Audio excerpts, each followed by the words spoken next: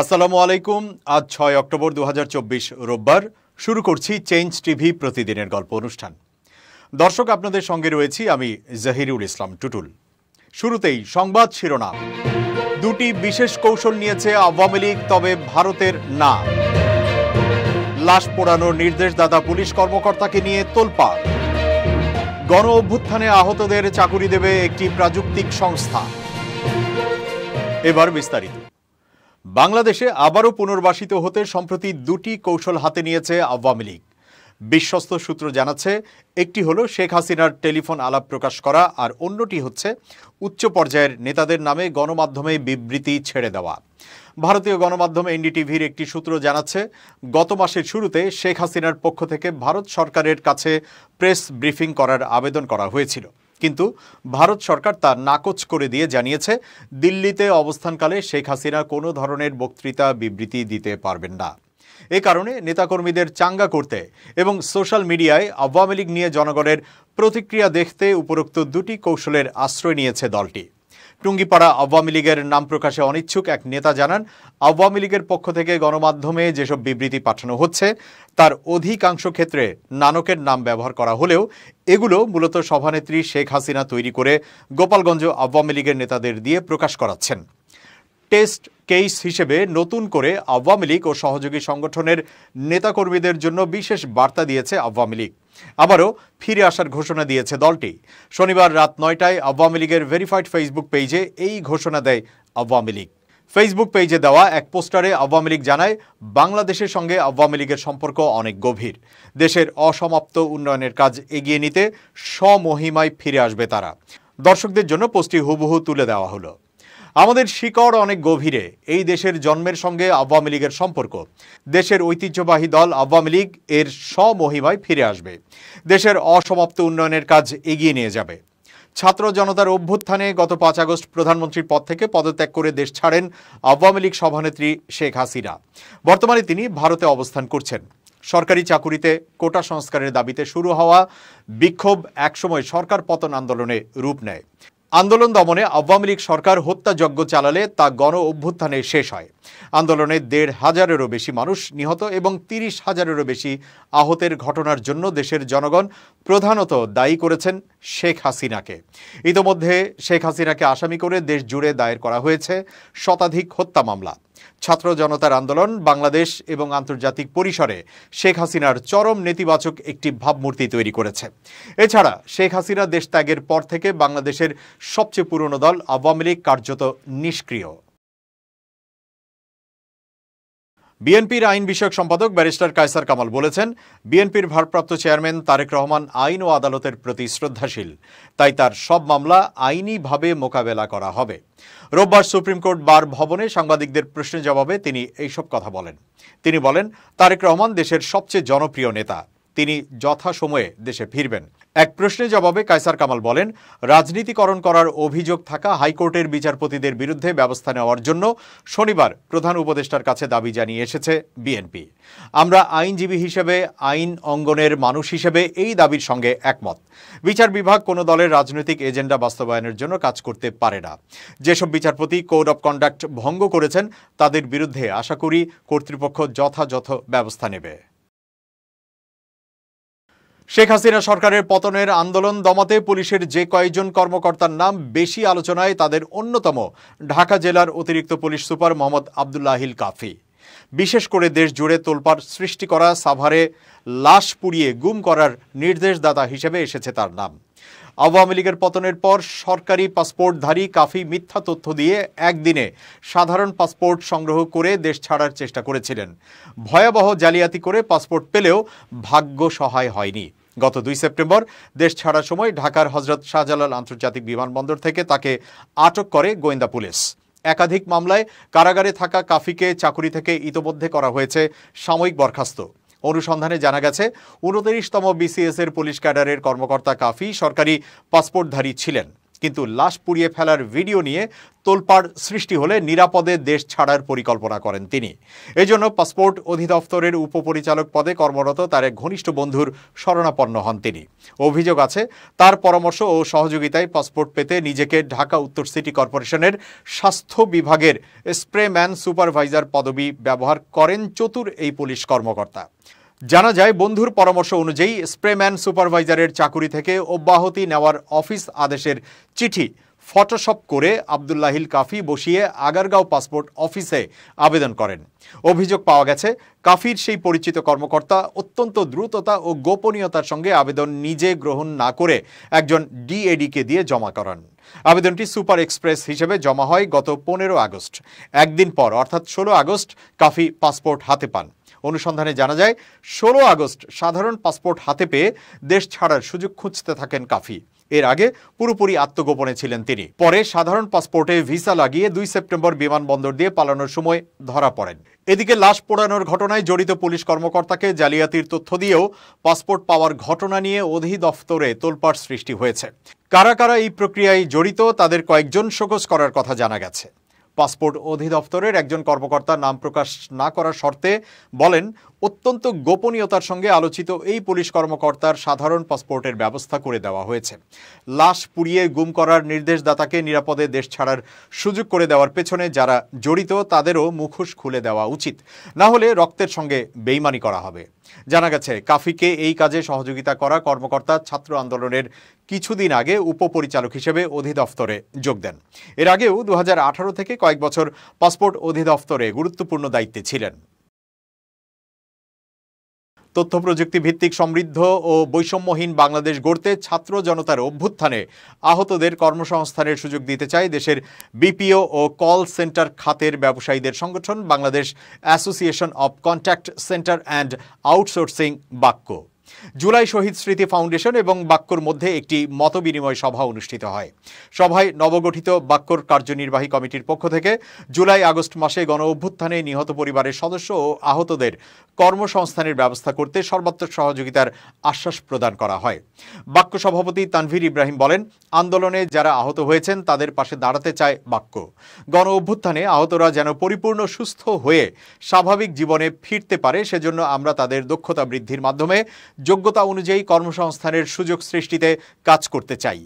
বাক্যর সাধারণ সম্পাদক ফয়সাল আলিম বলেন, গণ অভ্যুত্থানে যারা শহীদ হয়েছেন, আহত হয়েছেন, পঙ্গুত্ব বরণ করেছেন এবং দৃষ্টিশক্তি হারিয়েছেন তারা দেশের শ্রেষ্ঠ সন্তান।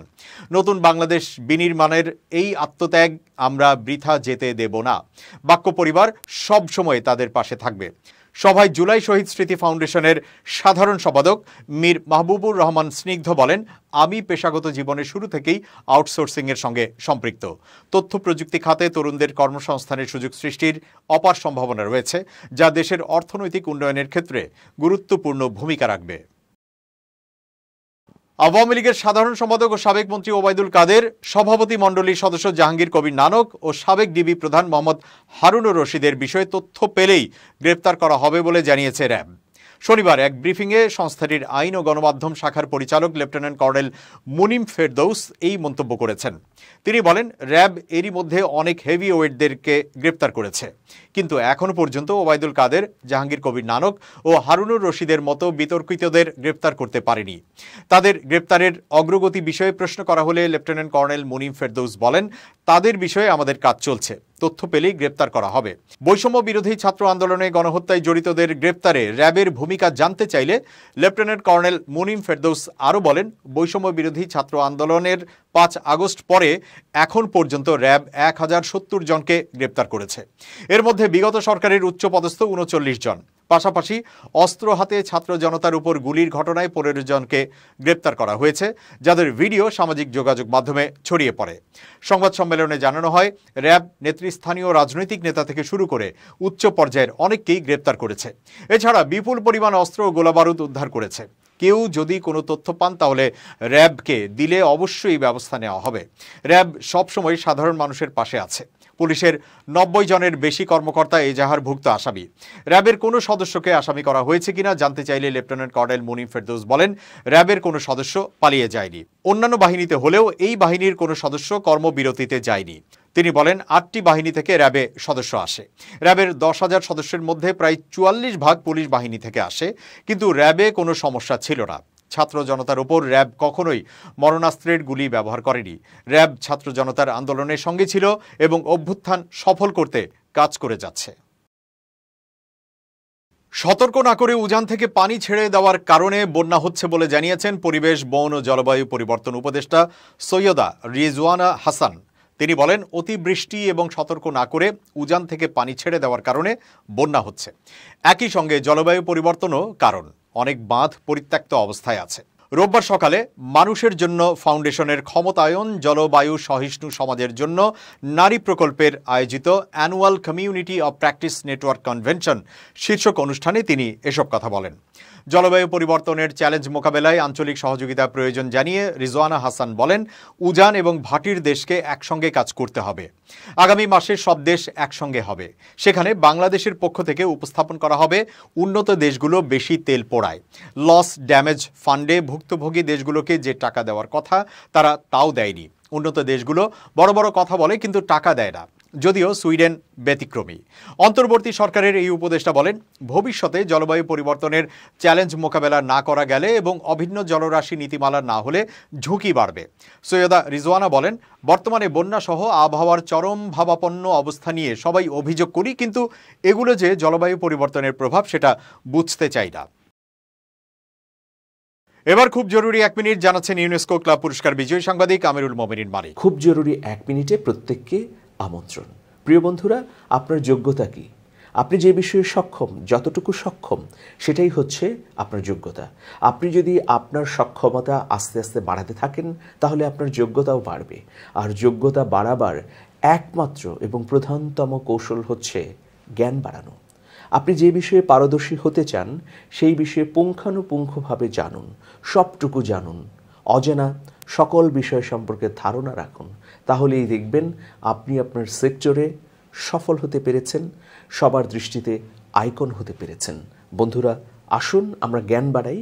জ্ঞান বাড়াবার মধ্য দিয়ে আমাদের কর্মদক্ষতা বাড়বে, এর মধ্য দিয়ে আমাদের যোগ্যতাও বাড়বে। ভালো থাকবেন, শুভেচ্ছা নিরন্তর। এবার দেশের বাইরের প্রসঙ্গ।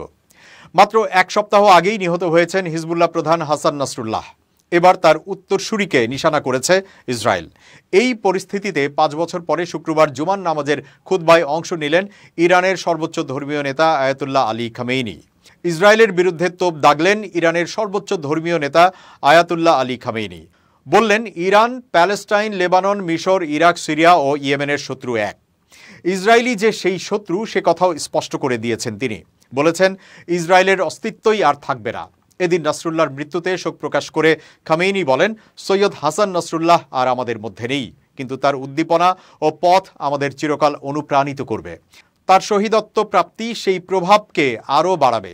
নাসরুল্লাহর মৃত্যু বিফলে যাবে না। তবে ইসরায়েলের সঙ্গে সঙ্গেই আমেরিকাকেও কাঠগড়ায় তুলেছেন খামেইনি। তার দাবি, ইসরায়েল আসলে মার্কিনীদের একটা টুল, যার সাহায্যে মধ্যপ্রাচ্যের দখল নিতে চায় ওয়াশিংটন। গত মঙ্গলবার রাতে রাজধানী তেল আবিব সহ ইসরায়েলের বিভিন্ন এলাকায় হাইপারসনিক ক্ষেপণাস্ত্র ফাতা-2 হামলা চালায় ইরান ফৌজ। তারপরেই ইসরায়েলের প্রতিরক্ষা মন্ত্রণালয় বুধবার জানিয়ে দেয়, ইরানের সর্বোচ্চ ধর্মীয় নেতা তেল আবিবের পরবর্তী নিশানা হবেন। এই পরিস্থিতিতে আয়াতুল্লাহ প্রকাশ্যে এসে ইরান সেনার মনোবল বাড়ানোর চেষ্টা করলেন বলেই মনে করা হচ্ছে। আফগানিস্তানের তালেবানকে সন্ত্রাসী সংগঠনের তালিকা থেকে বাদ দেওয়ার সিদ্ধান্ত নিয়েছে রাশিয়া। রাশিয়ার পররাষ্ট্র মন্ত্রণালয় বিষয়টি নিশ্চিত করেছে। রাশিয়ার সরকারি বার্তা সংস্থা তাসের বরাত দিয়ে এই তথ্য জানিয়েছে বার্তা সংস্থা রয়টার্স। আফগানিস্তানে রুশ প্রেসিডেন্ট ভ্লাদিমির পুতিনের বিশেষ প্রতিনিধি জামির কাবুলভের উদ্ধৃতি দিয়ে তাস জানিয়েছে, সিদ্ধান্তটি বাস্তবায়ন করতে বিভিন্ন আইনি প্রক্রিয়ার মধ্য দিয়ে যেতে হবে। রুশ প্রেসিডেন্ট ভ্লাদিমির পুতিন গত জুলাইয়ে বলেছিলেন, তালেবানকে সন্ত্রাসবাদের বিরুদ্ধে লড়াইয়ে মিত্র মনে করে রাশিয়া। 2021 সালের আগস্টে দ্বিতীয়বারের মতো আফগানিস্তানের রাষ্ট্র ক্ষমতায় বসে তালিবান। তখন থেকেই তালিবানের সঙ্গে সম্পর্ক উন্নয়নের চেষ্টা করছে রাশিয়া। তবে রাশিয়া এখনও তালিবানকে বৈধ সংগঠন বলে স্বীকৃতি দেয়নি। 2003 সালে তালিবানকে সন্ত্রাসী সংগঠন হিসেবে তালিকাভুক্ত করেছিল রাশিয়া। আফগানিস্তানের সঙ্গে সম্পর্ক স্বাভাবিক করার ক্ষেত্রে তালিবানকে সন্ত্রাসী সংগঠনের তালিকা থেকে বাদ দেওয়া তাই মস্কোর জন্য একটি গুরুত্বপূর্ণ পদক্ষেপ বলেই মনে করা হচ্ছে। এখনো পর্যন্ত বিশ্বের কোনো দেশ তালিবান সরকারকে স্বীকৃতি না দিলেও চীন ও সংযুক্ত আরব আমিরাত সম্প্রতি আফগানিস্তানের রাষ্ট্রদূতকে গ্রহণ করেছে। 2001 সালের 11 সেপ্টেম্বর যুক্তরাষ্ট্রের টুইন টাওয়ারে সন্ত্রাসী হামলার পর আফগানিস্তানে অভিযান শুরু করে মার্কিন সামরিক বাহিনী। তাদের সঙ্গে পশ্চিমা দেশগুলোর সামরিক জোট নেটো ও যুক্তরাষ্ট্রের মিত্র অন্য দেশগুলোর সেনারাও যোগ দেয়।